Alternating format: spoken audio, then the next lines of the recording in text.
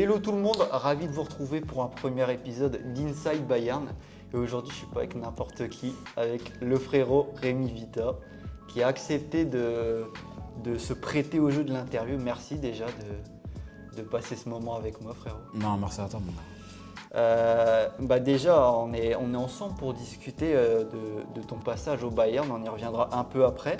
Mais déjà, pour ceux qui ne te connaissent pas, est-ce que tu peux te présenter rapidement ton nom, prénom, âge, ton poste aussi? Moi, je m'appelle Rémi Vita et je viens d'avoir 24 ans. Je joue à la MSC et je suis latéral gauche. Donc, comme je l'ai dit, pour ceux qui ne te connaissent peut-être pas et qui ont découvert le Bayern après ton passage, tu as joué au Bayern de 2020 à 2021, majoritairement avec la réserve. Et tu as aussi côtoyé le groupe pro, donc on y reviendra un peu après. Et c'est pour ça aussi que j'ai mis ce maillot-là, puisque c'était l'année où tu as signé au club. Et rapidement, on va aussi évoquer ta situation actuelle et ton parcours. Donc en ce moment, tu es prêté par le Fortuna Sittard à la MSC. C'est ça. Donc comment tu te sens ici? Comment tu te sens physiquement? Qu'est-ce que tu penses de la ville? Non, franchement, je me sens très bien ici. Le staff, avec les joueurs, tout le monde me met à l'aise. Dès mon arrivée, ça s'est très bien passé. Et c'est la première fois où je prends autant de plaisir. Donc non, vraiment bien. Et même la ville, c'est une ville sympathique. Ouais. Tu connaissais avant ou pas du tout? Je connaissais que de nom, mais je n'étais jamais venu. Et non, franchement, bien. C'est vrai, il y a quelques trucs sympas à voir quand même. Ouais, il y a beaucoup de choses. Puis après, on n'est pas loin de Paris, tout ça. Donc ouais, c'est à 1 heure. Ouais, c'est tranquille côté, au niveau de la localisation. Niveau du parcours, de toute façon, tu me corriges si je me trompe, mais formé à Alençon, formé à Angers, à Troyes également. Après, tu as côtoyé les pros à Troyes. Ouais. Et c'est de là que tu es parti au Bayern. Ensuite, Barnsley en Angleterre, le Fortuna Sittard et puis un prêt à Amiens cette saison. Voilà pour ça. Et on va tout de suite attaquer le vif du sujet et évoquer le Bayern. C'est ce qui nous intéresse le plus. Alors, tu as signé au Bayern en octobre 2020 en provenance de Troyes. Déjà, comment tu te retrouves à signer au Bayern? Comment ça s'est fait en gros le contact avec le club? Et ça a été quoi ta réaction quand tu as appris que tu avais signé? C'était après mon premier match contre le Havre avec Troyes en professionnel, si je ne me trompe pas. Après le match, il y avait un agent qui était venu me voir. En me disant qu'il y avait le Bayern qui me voulait. Au début, je ne le prenais pas au sérieux, je l'écoutais, je pensais que c'était une blague. Et il m'a proposé de venir à Troyes, il m'a proposé qu'on se voit, on s'est vu. Et de là, j'ai eu au téléphone le directeur sportif du Bayern, j'ai eu du monde du Bayern, comme quoi il me voulait. Du coup, à ce moment-là, j'ai vraiment vu que c'était vraiment vrai, c'était du concret, il voulait quelque chose avec moi. Et du coup, j'ai pas réfléchi, j'ai directement. Une opportunité comme ça. Ouais, ça se refuse pas. Est-ce qu'il y avait d'autres clubs intéressés ou finalement tu as le Bayern qui est venu comme ça sur la table Moi, il m'avait montré 2 clubs, il y avait le Bayern et Leicester à la base. Ouais. Et j'ai choisi d'aller au Bayern. C'est sûr que ça donne envie quand on te propose les deux. Du coup, tu es arrivé en octobre 2020 à Munich. Et c'est quoi qui t'a le plus marqué en arrivant au club directement? Les infrastructures déjà. Ouais. Parce que j'étais à Troyes, les infrastructures de Bayern, c'est autre chose. C'est l'un des meilleurs clubs en Europe. Non, le premier truc qui m'a surpris, c'est les infrastructures. Ouais. Ok. Donc, tu rejoins en 2020 la réserve du Bayern lors de la saison 2020-2021. Malheureusement, vous finissez 18e sur 20. Après, c'était la 3e division. Donc, c'était la division max où la réserve pouvait aller. Ouais. Parce qu'en Allemagne, on ne peut pas jouer en première division et en deuxième division avec 2 équipes. Mais tu as eu l'occasion de pouvoir disputer aussi le derby de Munich contre Munich 1860. C'est ça. Moi, j'ai jamais vu ce derby-là. C'est comment à vivre, toi, en tant que joueur sur le terrain? Franchement, sur le terrain, c'était très intense. Même, j'ai vu le staff, les joueurs, ils étaient vraiment à fond. Ils m'ont dit d'entrée que c'était un match très important pour eux. Et non, c'était vraiment intense et un bon match très intense. Ouais, avec une grosse ambiance, j'imagine aussi. Ouais. Alors aussi, tu as côtoyé quelques joueurs intéressants, certains qu'on connaît un peu plus maintenant. Je vais te montrer des photos. Tu peux me dire quelques mots sur eux. Après, si tu n'as pas grand-chose à dire, c'est pas grave. On va commencer avec le premier. Et à chaque fois, je te donnerai un mot pourquoi je les ai choisis. Le premier, Yann Fitteharp. Alors, je l'ai choisi parce que aussi, malheureusement, c'est un joueur qu'on aurait aimé voir exploser davantage au Bayern avec l'équipe première. Et toi, tu as pu le côtoyer avec la réserve. Ouais. Donc, un petit mot sur lui. Sympa et drôle. Ok. Ça peut être drôle, ouais. Donc actuellement, il est à Holstein Kiel, donc il joue en Bundesliga. Il avait joué contre le Bayern, je crois, il y a quelques semaines. Il était rentré. On continue, une tête connue aussi, Joshua Zirkzee, qui est actuellement à Manchester United, donc ça se passe plutôt bien pour lui. Un mot pour le décrire, je veux dire vaillant. C'est un bon gars, il a été là pour moi quand c'était difficile. Il m'a bien intégré au groupe. C'est important d'avoir des gens comme ça, surtout de partir à l'étranger avec, je pense, une langue que tu ne maîtrisais pas en plus. C'est ça. Donc forcément, on continue avec un milieu de terrain, Angelo Stiller, qui est actuellement à Stuttgart. Donc il a pu découvrir la Ligue des Champions cette année. Crack, rien à dire, très bon joueur. Même à l'extérieur, c'est un très bon gars. Non, franchement, crack. Ok. On passe au suivant, je vais remonter un peu la lumière. Le suivant, il est toujours au Bayern, un certain Josip Stanisic que tu as côtoyé en défense. Lui, il jouait de l'autre côté, toi tu étais à gauche, lui à droite. Un mot sur lui? Je veux dire travailleur. C'est un gars qui travaille beaucoup et tout ce qu'il fait aujourd'hui, je trouve que c'est vraiment mérité. Oui, on le voit sur le terrain, il fait énormément d'efforts et puis ça paye aujourd'hui, international croate. Titulaire avec le Bayern encore, hier soir c'était le match contre Milan, il a fait un beau match, donc très content pour lui. Et le dernier, évidemment, tu peux t'en douter un petit peu de qui je vais montrer. Tu ne l'as pas côtoyé énormément avec la réserve, mais plus avec le groupe pro, c'est Jamal Musiala.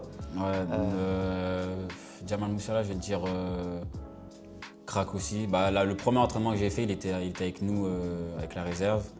J'ai fait 2-3 matchs avec lui en réserve, après il est parti directement avec l'équipe première et je l'ai côtoyé aussi quand je m'entraînais avec l'équipe première.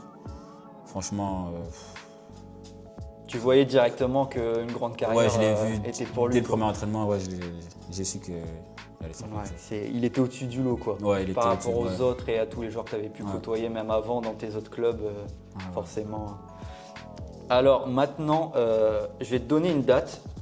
Ça va te rappeler quelque chose. Si je te dis le 10 avril 2021, tu sais ce que c'est ou pas?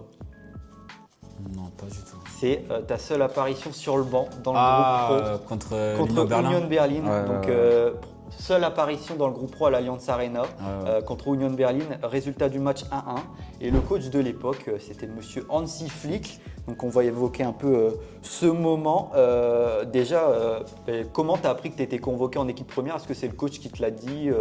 Et comment tu te sens quand tu apprends ça en fait, de pouvoir disputer un match entre guillemets dans le groupe avec Au début, je ne savais pas du tout que j'allais être dans le groupe. Je me suis entraîné toute la semaine avec l'équipe première. Et c'est de là j'ai vu la convocation, j'ai vu mon nom apparaître sur la feuille de match. Après, comment j'étais content. J'ai direct appelé mes proches pour dire que j'étais dans le groupe, etc. Et non, c'était vraiment une fierté d'être dans ce genre de groupe. On sait les joueurs qu'il y a dans ce groupe. Je vais les rappeler juste après d'ailleurs. T'as pas joué, mais immense fierté de pouvoir s'asseoir sur le banc à l'Allianz Arena. Je pense n'importe qui en rêverait. En parlant des joueurs présents ce jour-là, je vais évoquer d'abord les titulaires. Manuel Neuer, on ne le connaît pas trop évidemment. Petit gardien, tranquille.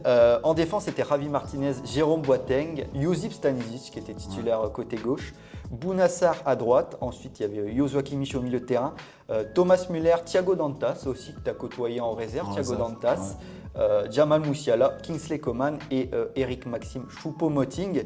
Et sur le banc, il y avait Alexander Nubel, Benjamin Pavard, Tanguy Nianzou, David Alaba, un numéro 26, Rémi Vita, je crois que c'est toi, Christopher Scott, Leroy Sané et Dimitri Oberlin et le coach Hansi Flick. Donc il y avait effectivement du beau monde. Et parmi tous ces joueurs, il y avait plusieurs francophones. Donc il y avait Coman, Choupo, Bounassar, Benjamin Pavard et Tanguy Nianzou. Est-ce que tu étais plus proche de l'un d'entre eux ou tu avais des affinités un peu plus avec l'un d'entre eux ou pas? À ce moment-là, j'avais des affinités avec Tanguy Nianzou. Parce que je venais d'arriver, c'est de là où Joshua il a parlé de moi à Tanguy, comme quoi il y avait un Français avec la réserve. Et directement il est venu, il m'a mis à l'aise.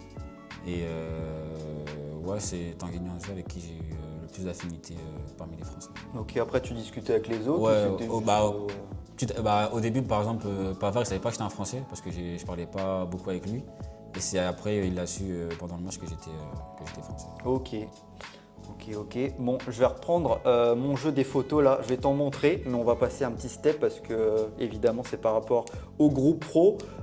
Premier joueur, et on est en plein dans l'actualité, c'est Thomas Müller évidemment, joueur le plus capé de l'histoire du Bayern. Et c'est comment de côtoyer un joueur comme lui. Comment il est dans le vestiaire, Thomas Müller? Franchement, il est fou. Enfin, dans le sens très drôle. C'est ce que j'allais te demander. Ouais, voilà, fou, drôle. C'est un très bon gars. Franchement, grand respect à sa carrière, qui a joué son dernier match hier de Ligue des Champions, donc immense légende, qui n'a pas fini encore, mais malheureusement c'est pour bientôt. Prochain, c'est dans le même registre, Manuel Neuer. Légende aussi, hein, pareil. Meilleur gardien de l'histoire selon toi ou pas? Du football? Ouais. Il en fait partie, il est dans mon top 30 en tout cas. Ok. Dans mon top 30. Alors moi il est top 1, mais c'est normal. Et le dernier, au moment du match contre l'Union, il était absent, mais c'est Robert Lewandowski, donc c'est mon idole. Je me permets de te demander comment c'est de le côtoyer. Franchement, machine. Il marque. C'est le but d'un numéro 9, hein. Il marque et franchement une machine. Mais après même, je pense, physiquement et dans sa manière de s'entraîner, c'est un exemple. Ouais, c'est un exemple. Ouais. Bon, je change de page rapidement. Là, on arrive sur la fin de ton aventure au Bayern. Donc, tu as quitté le Bayern en août 2021 pour aller à Barnsley. Mais tu as quand même pu faire la préparation estivale avec l'équipe et avec le nouveau coach de l'époque, Julian Nagelsmann. Il est comment, lui, comme coach? Est-ce que tactiquement, il est assez réputé? Est-ce que tu vois une différence par rapport avec Hansi Flick Ouais, j'ai vu quand même une différence et il est plus tactique que autre chose. Et aussi, il est très strict. Il impose déjà ce qu'il veut faire. Ouais, il a ses idées. Ouais, voilà, il a ses idées, c'est ce qu'il veut faire. Et top coach aussi, rien à dire. Okay. D'un côté, peut-être Hansi Flick, il va plus être dans le management. Voilà, exactement. Et aussi, il est plus, on va dire, Hansi Flick, il est plus réservé. Je trouve que Nagelsmann, comment dire, il vient, il dit ce qu'il veut et il s'impose directement. Et c'est ça qui est bien aussi. Question assez essentielle. Qu'est-ce que tu retiens de ton passage au Bayern et qu'est-ce que tu penses que ça t'a apporté aussi pour la suite de ta carrière? Je pense que ça m'a apporté un peu de visibilité, je trouve. De l'expérience aussi avec les joueurs avec qui j'ai joué et côtoyé. Et ouais, plus de l'expérience, je veux dire. Et aujourd'hui, tu as encore des contacts avec certains joueurs ou membres du staff de là-bas J'ai Jamie Lawrence qui est en réserve avec moi, Christopher Scott. Il y a un gars qui s'appelle Mamin aussi, il était avec les 19 mais il s'entraînait des fois avec nous. Yes.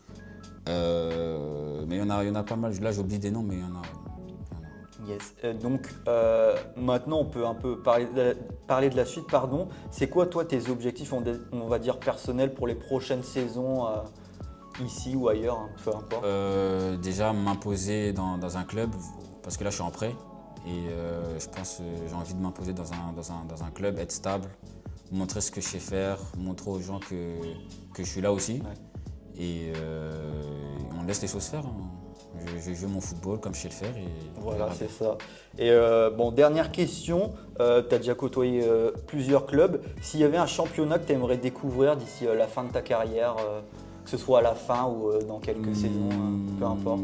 Moi j'ai toujours dit mon rêve c'était de jouer en Angleterre, mais aussi le pays que j'ai envie de faire tester c'est l'Espagne. Parce que ça joue beaucoup au ballon et je suis un joueur qui aime bien le ballon. C'est sûr que c'est différent de l'Angleterre et de l'Allemagne. Je dirais l'Espagne. Ok, ouais. Et merci à toi Rémi d'avoir passé ce moment avec moi pour cette première interview spéciale Bayern. Merci à toi. J'espère que je vais pouvoir faire d'autres épisodes avec d'autres personnalités. Je suis assez limité au niveau de la francophonie là au Bayern, mais j'ai quelques ouvertures donc je verrai bien. J'espère que cette interview avec Rémi vous a plu et puis on se dit à la prochaine. À la prochaine.